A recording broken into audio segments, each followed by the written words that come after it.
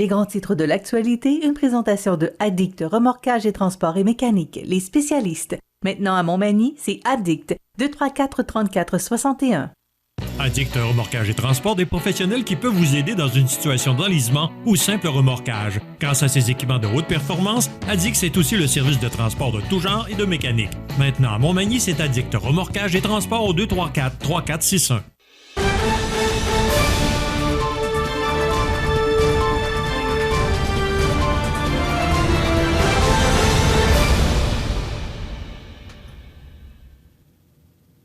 Les grands titres de l'actualité de ce vendredi 14 octobre. José Soucy, bon matin. Bon matin. D'abord, encore un début d'incendie, mais vite maîtrisé sur un mur d'une propriété sur la 7e rue. Oui, exactement, Michel. C'est arrivé mercredi vers 18h30 environ. Et c'est relié à un problème électrique qui était relié, lui, à un problème de l'équipement du câbleau distributeur local. Mais heureusement, le tout a été maîtrisé rapidement, de sorte qu'on a pratiquement pas de dégâts. Je te dirais même que c'est superficiel et bien entendu, il n'y a pas de blessés lors de cette intervention. Plus de peur que de mal. Ah, tout à fait, mais en même temps, là, il faut toujours réagir rapidement parce qu'on ne peut pas prendre de chance. Souvent, des fois, avec le vent, puis tu as des conditions, permets-moi le terme, gagnantes pour un feu. Là. C'est pour ça que des fois, il faut que tu interviennes rapidement. Bien, la part du temps, on intervient rapidement en passant, là, je tiens à le souligner, mais quand même, il faut toujours souligner le travail de nos pompiers locaux, Michel, là, parce qu'ils sont extrêmement efficaces. Et je les salue d'ailleurs ce matin parce que je les suis, bien entendu, par rapport au travail que je fais, puis on peut être fiers de notre service incendie local. Oui, puis ils sont toujours disponibles pour répondre à tes questions. Ah, tout le temps, tout le temps. Oui. Une belle collaboration. Tout à fait. José, hier soir, j'ai assisté au souper-conférence qui avait lieu au Centre Bombardier La Pocatière. Je t'invite à regarder cette brochette d'invités. Il y avait, entre autres, M. Lawrence McKinnon qui était là. Non, Cannon, Lawrence Cannon. Lawrence Cannon, excusez-moi. Oui. Il y avait Christian Paradis, il y avait Denis Lebel, Jacques Gourde, il y avait également, j'ai soupé en compagnie de Gérard Deltel. Paulus, écoute, Pierre Paulus était là aussi, là, le lieutenant politique de M. Poilievre. Et bien entendu, Pierre Poilievre était présent. Et voilà. Et on le voit au centre là, de la photo. Écoute, j'ai visité, d'abord, il faut que je te mentionne là, que j'ai visité le centre Bombardier. Là. Écoute, c'est un événement, Bernard Généreux me confiait, il dit, écoute Michel, c'est extraordinaire le résultat qu'on récolte aujourd'hui avec 4 mois d'organisation, là, parce qu'il a lancé ça au mois de juin. Et tu connais Bernard Généreux un peu. Bernard, avec ses vidéos qu'il a fait pour les agriculteurs, les secteurs manufacturiers, on dirait qu'il n'est pas capable de rester assis sur sa chaise. Là. faut que ça bouge. Ben, quand tu es dans l'opposition, tu as un peu plus de temps quand même, là, on va se le dire, mais il faut vraiment lever notre chapeau à l'organisation de M. Généreux parce qu'effectivement, tu as entièrement raison, Michel. Là, ça a été très bien organisé. Puis si tu vois la brochette d'invités qui étaient présents hier, ben, c'était digne de mention, sans l'ombre d'un doute. On va peut-être vous montrer des images là, du centre Bombardier. J'ai pris quelques images des exposants. D'abord, c'est plein à craquer pour le centre Bombardier. Également, les invités hier soir, le souper, c'était rempli pleine capacité. Là. Encore un événement, et là, tu peux voir les images là, du centre Bombardier. Alors, c'est un beau succès. Ça se poursuit aujourd'hui. Hier, Pierre Poilievre a été, je te dirais, très rapide. Il y a eu un conférencier de Desjardins et qui est partenaire majeur dans cet événement-là. Il faut que je souligne aussi les partenaires majeurs. Alstom, il y a Rousseau Métal, il y a également Maison La Prise et il m'en manque un. Alstom. Premier Tech. Pardon? Premier Tech de Rivière-du-Loup. Premier Tech, voilà. Et justement, tu parles de Premier Tech. Hier, on a rendu hommage à la fin de la soirée à M.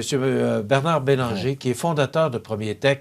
Écoute, il y a eu tout un hommage. Et puis, il est venu parler, je ne sais pas quel âge il a, mais je peux te dire qu'il est encore très allumé. Il a fait rire l'assistance. Et il y a eu 2 ovations debout. Je pense que c'est mérité. Pierre Poilievre, José, juste en passant, là, une dizaine de minutes, il a parlé beaucoup d'économie, il a parlé d'impôts. Alors, ça a été très court comme allocution, mais quand même très présent, sympathique. Je l'ai rencontré, Bernard me l'a présenté. Bonhomme très sympathique. Alors, j'ai hâte de voir ce que ça va donner au cours des prochaines semaines, voire des prochains mois. Mais ce que j'ai compris hier, c'est qu'il a bien l'intention d'être présent partout au Canada, mais particulièrement au Québec. Mais Michel, je pense que M. Poilievre a une erreur stratégique, au même titre qu'Éric Duhem a fait une erreur stratégique à la dernière campagne électorale, c'est qu'on veut miser davantage sur l'économie. Et ça, oui, effectivement, je pense que c'est là où le bas blesse au Canada présentement, mais en même temps, on veut faire un peu abstraction du nationalisme au Québec, et je suis pas sûr que ce soit la bonne procédure, parce que le nationalisme là, au Québec, là, c'est 75 % de la population. Tu ne peux pas faire fi du nationalisme si tu veux te faire élire au Québec, mis à part si tu es dans un contexte ou une dynamique où c'est le Parti québécois et le Parti libéral, parce que là, les gens choisissent. Mais mis à part ça, c'est 75 % de la population du Québec qui se disent nationalistes. Ça ne veut pas dire que tu es souverainiste, mais c'est le Québec d'abord. Et si tu ne fais que parler d'économie, oui, effectivement, c'est le problème majeur, et on le sait, mais en même temps, je pense qu'il faut que tu mettes dans ton discours l'aspect nationaliste lorsque tu parles du Québec. Il n'en a pas parlé hier soir, mais quand même, comme je l'ai mentionné, c'était court, mais il était présent. Les gens semblaient fiers de le rencontrer. Ça a été une belle rencontre. Et je dois mentionner aussi qu'il y avait une collaboration, et ça, José, il faut que je le mentionne. Moi, j'ai été président de la Chambre de commerce en 1993, et du temps, 2 chambres de commerce, Montmagny et Lilley-Kamouraska, et on ne se parlait pas ou presque pas. Ça fait 30 ans de ça. Aujourd'hui, pour cet événement-là, les 3 chambres de commerce, soit Montmagny, Lilley-Kamouraska et Rivière-du-Loup, se sont unis pour donner leur appui et être partenaires dans cet événement-là. On est rendu là, Michel.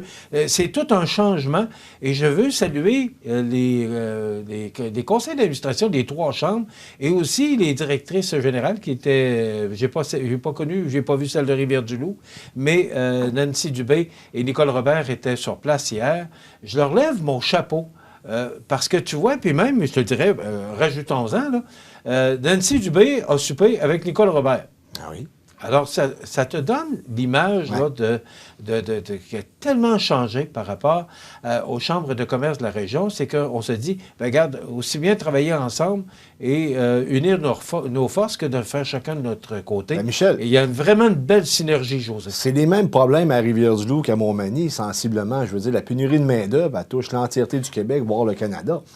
Je veux dire, l'union fait la force. C'est pas mal mieux de travailler ensemble avec tes pairs que toujours rivaliser pour aller chercher le plus de monde possible pour ta MRC, parce que ça ne peut pas fonctionner de même. On ne peut pas fonctionner en vase clos. Là. Il faut vraiment travailler en combinaison avec les autres chambres de commerce, justement, parce qu'on fait face aux mêmes problèmes. Oui, mais il ne faut pas oublier aussi le dynamisme des 2 présidents du conseil d'administration, Alexandra Lemieux à Montmagny. Absolument. Et Gabriel Hudon dans Lilley-Kamouraska. Écoute, ce sont 2 jeunes personnes. C'est pas le dynamisme qui les... C'est la relève. Ils sont d'un dynamisme incroyable et ça transpire. Je ne connais pas le président ou la présidente du conseil d'administration de Rivière-du-Loup, mais 2 sur 3, je peux te dire que c'est très positif. Et moi, je tiens à le mentionner parce que, tu sais, José, on est là pour donner des nouvelles. Et souvent, les nouvelles, ça va pas bien, puis... Mais là, quand il y a des choses ou qu'il y a des événements ou qu'il se passe de quoi de positif, est-ce qu'on peut en parler puis le mentionner? Puis saluer ces gens-là qui... Parce que, tu sais, Alexandra Lemieux, Gabriel Hudon, c'est du bénévolat, là. Tu sais, les conseils d'administration de ces organismes-là, c'est du bénévolat. Je pense qu'on le fait bien ce matin parce que tu as raison, on doit en parler et on doit mettre ça en valeur. Et même le travail de Bernard Généreux là, pour son organisation, là, c'est A1. Il faut en parler. Oui, des fois, on peut être critique envers nos politiciens. On a été critique des fois envers Marie-Ève Proulx. On a été critique pendant la campagne électorale envers chaque candidat. Peut-être d'autres plus que d'autres, là, bien entendu. Et Bernard Généreux, on a déjà été également critique parce que c'est le rôle d'un média de poser certaines questions, mais en même temps, lorsqu'il se fait de bonnes choses, je pense qu'on doit absolument le souligner et je pense qu'on le fait très bien ce matin. Oui, puis j'écoutais Daniel Laprise parce que tous les présidents des partenaires ont pris la parole. Ont pris la parole, merci. Rendu au vendredi matin, je cherche mes mots. Et Daniel Laprise a mentionné à quel point cette journée-là, pour lui, avait été positive et rentable. Et ça, venant de Daniel Laprise, président de Maison Laprise, ben, c'est un signe vraiment là, devant un paquet de monde de gens d'affaires, ben, c'est un signe positif. Et monsieur le président de Alstom qui parlait de l'importance d'investir dans sa région. Oui. Je suis bien d'accord. C'est le président d'Alstom, José, qui dit « Hey, c'est important d'investir dans notre région et nous autres, on fait tout ce qu'on peut pour amener les contrats d'Alstom, qui c'est international, d'amener des contrats chez nous. Et c'est ce qu'ils réussissent à réaliser. » En tout cas, moi, je suis sorti de là vraiment là, enthousiaste, puis dire « Bon, ben écoute, puis j'écoutais tantôt Mme Labrec là, de la MRC avec leur projet de sociofinancement pour encourager les jeunes entrepreneurs. Comment veux-tu pas être positif dans tout ce qui se passe actuellement? Bien, il y a des raisons d'être négatif, oui, mais il y a également des raisons d'être positif. Et je pense que tu en as souligné quelques-unes ce matin. Et c'est de bon augure pour l'avenir parce qu'on a des gens dynamiques en place. Et tu sais que le vœu de Norbert Morin, jadis, là, le député précédent libéral, celui qui a précédé Marie-Ève Proulx, c'était d'avoir une identité plus forte de la Côte-du-Sud. Une identité sud-côtoise. Et je pense qu'on est en train de travailler là-dessus, notamment avec la participation des 2 chambres de commerce sur le territoire qui travaillent de plus en plus ensemble. Et j'estime que c'est la voie à suivre. Les acteurs ont changé, José. Oui. Et ça change l'image de notre Côte-du-Sud. Oui, mais... C'est ce que moi, je réalise, écoute, je l'ai vu hier soir. Je l'ai dit souvent, je suis arrivé à Montmagny en 2014. Le Montmagny 2014 versus le Montmagny 2022, c'est 2 choses totalement différentes. Ça a réellement évolué, puis on a eu des acteurs qui ont poussé la machine, justement, pour qu'on puisse se développer, qu'on arrête de vivre dans le passé. À un moment donné, il faut guérir nos blessures du passé. Là, je fais allusion à l'usine de Whirlpool. Je pense que les gens, là, je veux dire, ça avait frappé fort jadis à Montmagny. Là, maintenant, on est passé à d'autres choses, puis il faut regarder vers l'avenir, tout simplement. Oui, puis hier, j'ai rencontré Mathieu Rivet, le député élu de Côte-du-Sud. Là. Il était sermenté mardi. Ce gars-là est enthousiaste, là, puis il a l'intention et il veut travailler avec les gens de la place. Alors, j'ai l'impression qu'avec Bernard Généreux, Mathieu Rivet et le dynamisme des organismes économiques de la région, il va se passer quoi au cours des prochains mois? Je veux dire, les planètes sont en ligne. On a des acteurs différents que ce fut un certain temps. Et je pense qu'on va travailler en collaboration. Le mot-clé là-dedans, Michel, c'est la collaboration. Oui. Partenariat. Aussi. Bernard Généreux, nommé ministre associé responsable des langues officielles du cabinet fantôme conservateur. Dis-moi qu'est-ce que ça veut dire tout ça, parce qu'il est dans l'opposition. Bon. Donc, c'est quoi son rôle exactement? Parce que c'est un long titre. Qu'est-ce qu'il veut dire, le long titre? Le cabinet fantôme, dans le fond, c'est le porte-parole officiel, exemple des langues ou de n'importe quel... je te dirais, là, pour la gestion du gouvernement, là, tu peux avoir un porte-parole de l'opposition pour la défense, un porte-parole pour l'économie, un porte-parole pour l'opposition pour les affaires extérieures. Donc, Bernard Généreux, ce n'est pas le porte-parole, c'est l'adjoint du porte-parole. En d'autres termes, s'il était au gouvernement, Bernard Généreux serait secrétaire parlementaire. Okay. Des langues officielles. Ça veut dire qu'il ne serait pas ministre, il serait comme l'assistant du ministre ou le secrétaire du ministre, ça le dit, là, le poste en question. Adjoint parlementaire? Non, c'est pas adjoint parlementaire. Non? On appelle ça secrétaire parlementaire au fédéral. Là. Okay. C'est comme l'adjoint, pas le co-porte-parole, mais je te dirais, regarde, je vais te mettre ça en d'autres termes, ça serait comme le vice-président là, d'un ministère quelconque, mais là, il est dans l'opposition. Est-ce que ça augure bien pour Bernard pour l'avenir? Parce qu'il y avait 50 postes de porte-parole officiel. On appelle ça du cabinet fantôme, là, tout dépendant de l'expression que tu donnes. Et il y en avait quand même 20 de secrétaires parlementaires qui sont associés là, au porte-parole. Bernard Généreux a hérité d'un d'eux, c'est-à-dire qu'il est comme l'adjoint, je pense, si tu Joël Godin, je ne suis pas certain, là, juste ça sous toute réserve. Là. Mais en même temps, est-ce que ça le prépare pour devenir ministre si demain matin, ou peut-être plus tard, parce que demain matin, on s'entend qu'il n'y aura pas d'élection, mais éventuellement, s'il y a des élections là, et que c'est un gouvernement conservateur qui rentre, Michel, est-ce qu'on pourrait penser que Bernard Généreux pourrait être nommé ministre? Si on se fie à la mouture actuelle, non, parce qu'il serait uniquement un secrétaire parlementaire. Mais au moins, il est dans le club qui ont eu des postes, parce que c'est pas tout le monde qui a eu des postes. On s'entend qu'il y a plus que 70 députés conservateurs au fédéral. Mais quand même, au moins, il est dans la machine, puis il travaille. Je sais que Bernard Généreux, ultimement, plutôt, aimerait devenir ministre, et ça, c'est normal. Je veux dire, lorsque tu es en politique, tu aspires à avancer dans ta carrière, et ça reste à suivre. Bernard, localement, il a fait ses preuves. Peut-être à Ottawa qu'il y a encore des choses à prouver, mais je pense qu'il est quand même sur une bonne lancée. On va lui souhaiter bonne chance pour la suite. Ben écoute, moi, je te dirais que ses collègues, puis M. Poilievre, hier, semblaient impressionnés de ce qu'ils ont vu. Et c'est pas le rôle d'un député d'organiser un tel événement. Oui, c'est vraiment le leadership de Bernard Généreux qui fait que c'est lui qui a voulu organiser ce rendez-vous d'affaires-là. Mais c'est pas le rôle d'un député, là. Ben, je veux dire, c'est la force de Bernard Généreux d'organiser des événements de la sorte. Tu sais, les vidéos qu'il faisait, il y avait des gens qui regardaient ça. C'est dans son ADN. Oui, mais moi, le premier, je trouvais pas que c'était le rôle d'un député de faire ce qu'il faisait. Mais en contrepartie, le temps lui a donné raison parce qu'il rentre avec un électeur sur 2 la dernière élection. Il rentre extrêmement fort et il est présent sur le terrain et ça, c'est sa force. Où je pense qu'il devrait s'améliorer, c'est concernant son instinct politique, là. Des fois, je pense qu'il laisse des choses passer. Il ne voit pas les choses comme moi, je les vois du moins.